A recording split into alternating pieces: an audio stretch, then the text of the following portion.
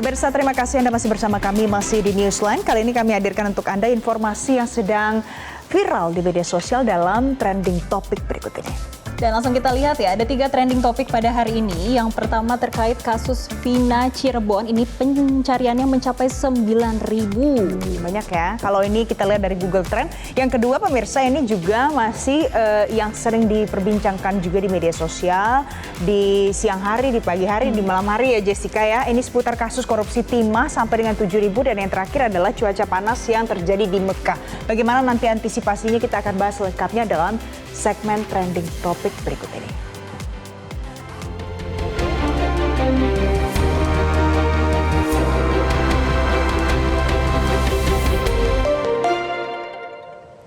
Iya, pemirsa, Polda Jawa Barat menggelar prarekonstruksi pembunuhan Vina dan Eki di 6 titik pada Rabu 29 Mei 2024. Dari prarekonstruksi ini dilakukan mulai pukul 19 hingga 20 waktu Indonesia Barat. Jadi ada 6 lokasi ya Jessica, jadi ada 6 titik yang menjadi lokasi dilakukannya prarekonstruksi oleh pihak kepolisian. Ini yang pertama ada di warung nasi di Jalan Saladara di Kota Cirebon juga.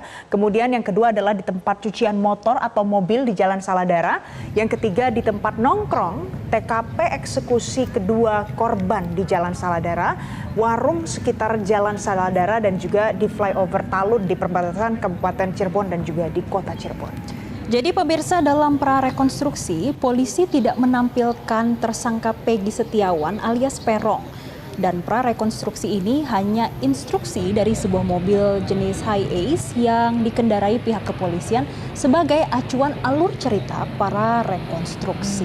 Kalau kita lihat ini dari video yang diambil pada saat prarekonstruksi, ini masyarakat datang ke sana ya Jessica ya, untuk melihat langsung bagaimana prarekonstruksi ini, dan diselenggarakannya di malam hari. Nah itu kita lihat bagaimana para penyidik ini bekerja melakukan prarekonstruksi kasus pembunuhan Vina dan Eki. Ini berhubung karena kemarin beberapa hari yang lalu ya, Peggy Setiawan ini sudah ditetapkan sebagai tersangka. Sejak kapan tahu, sudah buron selama 8 tahun dan sudah berhasil ditangkap oleh pihak kepolisian. Dan kalau kita lihat dari proses prarekonstruksi ini, sebetulnya tadi sebelumnya sudah kita beritakan juga nih, justru menimbulkan kekecewaan pada pihak keluarga dan kuasa hukum Peggy Setiawan. Karena penyidik dari Polda Jawa Barat tidak memberitahu mereka terkait prarekonstruksi tadi malam. Jadi itulah mengapa ada beberapa komplain ya, ada komentar juga ya yang disampaikan dari pihak kuasa hukum. Nah, salah satunya juga ibu kandung dari Peggy Setiawan, Kartini namanya, dia mengaku tidak mendapatkan informasi sama sekali terkait dengan kegiatan tersebut. Sementara itu kuasa hukum Peggy, Tony RM, juga mengaku tidak diberitahu mengenai kegiatan prarekonstruksi itu. Begitu Jessica. Dan pemirsa, tadi kalau kita lihat ya, tadi Valen juga sempat menyinggung nih, banyak sekali warga yang antusias melihat rekonstruksi tadi malam, yang mana kalau kita lihat nih, wah nih ramai sekali ya kalau di visual Anda lihat saat ini. Bahkan pemirsa, informasinya warga juga meneriakkan kata-kata tidak bersalah terhadap tersangka yang baru-baru ini tertangkap, yaitu Peggy Setiawan. Jadi teriakan ini Jessica terjadi itu sejak awal prarekonstruksi ini dilakukan di Jalan Perjuangan, tepatnya di depan SMPN 11 Cirebon sampai ke Jembatan Talun Cirebon. Dan ini tuh mungkin kasusnya memang sudah lama ya, 2016. Kemudian Peggy Setiawan ini menjadi satu dari 3 buron yang ditetapkan sejak waktu itu. Tapi semenjak diangkat menjadi film layar lebar, maka kasus ini kemudian naik lagi ke permukaan dan disoroti oleh masyarakat banyak. Dan ternyata ini mendapatkan respon nih dari Asosiasi Lawyer Muslim Indonesia atau ALMI yang mengadukan film Vina sebelum 7 hari ke Barreskrim Polri. Yang mana pengaduan dibuat karena penayangan film yang menceritakan kasus pembunuhan Vina dan Eki di Cirebon tahun 2016 telah membuat gaduh masyarakat. Oke, itu kan yang disampaikan oleh ALMI ya. Tapi ini sebenarnya ALMI ini sebelumnya sudah meminta supaya film Vina ini sebelum 7 hari ya.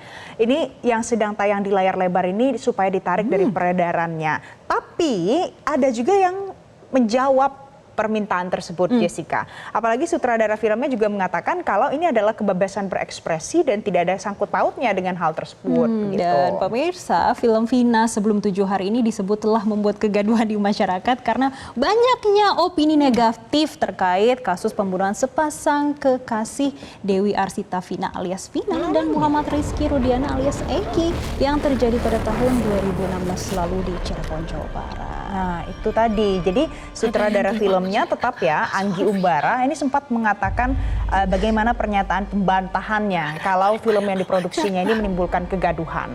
Tadi seperti yang saya sampaikan ya, karena ini kan ada banyak opini dan juga perspektif ya Jessica. Ada yang mengatakan ini bagian dari kreasi seorang sineas film, tapi ada juga yang mengatakan bahwa ini menggiring opini publik.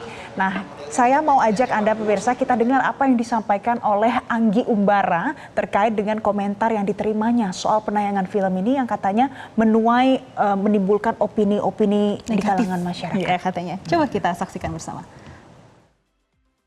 Dan kalau misalnya dibilang ini membawa kegaduhan ya, kalau menurut saya nggak ada yang gaduh sih. Kalau menurut saya ini nggak kegaduhan di mana gitu, nggak ada ketidaktertiban, nggak ada, semuanya baik-baik saja kalau menurut saya. Adapun ramai dibicarakan emang ya, tapi itu pun adalah hak para netizen untuk membicarakan, jadi nggak bisa dilarang gitu kan. Mereka mau berspekulasi, mau bernarasi seperti apapun, itu haknya mereka untuk berbicara, untuk berpendapat, untuk berekspresi, nggak bisa kita larang gitu kan.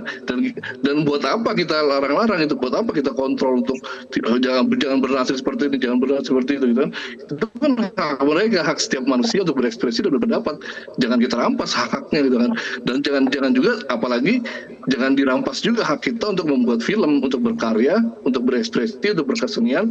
Nah, itu tadi Jessica, ini mulai lagi diperbincangkan masyarakat dan menjadi perhatian baru karena Peggy Setiawan ini baru berhasil ditangkap polisi kan. Tapi ada dua lagi sebenarnya DPO lainnya, ada Andi dan juga Dani. Ini tapi kemudian menuai polemik karena kepolisian sempat meralat hanya ada satu DPO sejauh ini, jadi bukan 3. Oh, dan Komisi Kepolisian Nasional atau Kompolnas akhirnya buka suara nih terkait pernyataan itu, yang mana memastikan tidak ada penghapusan 2 nama tersangka yang masuk DPO dalam kasus pembunuhan Vina dan Eki. Selain itu, sebagai pengawas eksternal, Kompolnas juga mendorong kepolisian terus menggali bukti hingga proses persidangan dan adanya putusan pengadilan.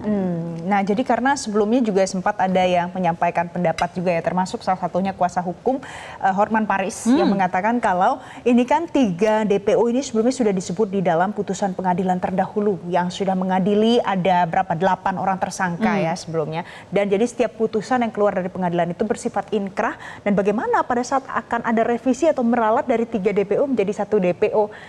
Banyak yang bertanya ya nanti gimana. Maka dari itulah Kapolri Jenderal Listio Sigit Prabowo juga memberikan atensi secara khusus ini terhadap penyidikan kasus pembunuhan Vina dan Eki saat ini. Jadi kalau kita lihat Jessica di media sosial itu banyak sekali orang yang menyampaikan opini, pendapat, kemudian kritik. Ada yang memuji bagaimana kinerja polisi sudah berhasil menangkap 1 DPO.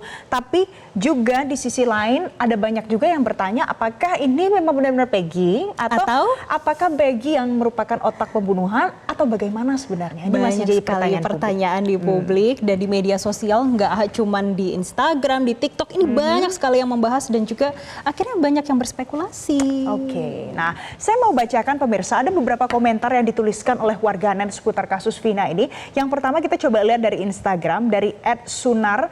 Institusi itu sedang diuji kejujurannya. Katanya institusi ini berarti merujuk kemana? Mau ke kepolisian. Oh ya, bisa jadi ya. Selanjutnya? Selanjutnya dari @dante alvaro, bukti juga udah hilang, sidik jari udah hilang karena debu, hujan, angin. Apa yang mau dicari? Oke, itu disampaikan dari Alvaro tadi ya. Selanjutnya ada pemirsa dari @yati_anggara. Kayak lagi mimpi bacanya, selama 8 tahun ngapain aja gitu. Selanjutnya dari Wulansari, masih mikir 8 tahun lamanya baru tertangkap, itu pun kalau benar orangnya, kalau salah gimana? Kasus Vina Garut aja 1 bulan ketangkap ya karena nggak ada orang penting terlibat lah. Ini Vina Cirebon, gimana ceritanya? Oke, dari @syahrani.fara, setelah 8 tahun baru prarekonstruksi, nggak salah nih. Jadi memang banyak yang berkomentar dan komplain ya sebenarnya Jessica, karena kasus ini sudah lama sekali, dari 2016 sampai dengan 2024, kemudian DPO-nya baru 1 diketemukan. Tapi sebenarnya sejauh ini kalau sudah ada perkembangan yang melangkah maju, kita apresiasi juga ya. Betul sekali, dan tapi kita akan tunggu ya, karena besok ada rekonstruksinya dan juga akan ada pemeriksaan kembali kepada terdakwa yang sudah dibebaskan dan juga salah satu dan beberapa rekan dari Peggy itu sendiri. Kita akan nantikan besok bagaimana update-nya. Jelajahi cara baru mendapatkan informasi. Download Metro TV Extend sekarang.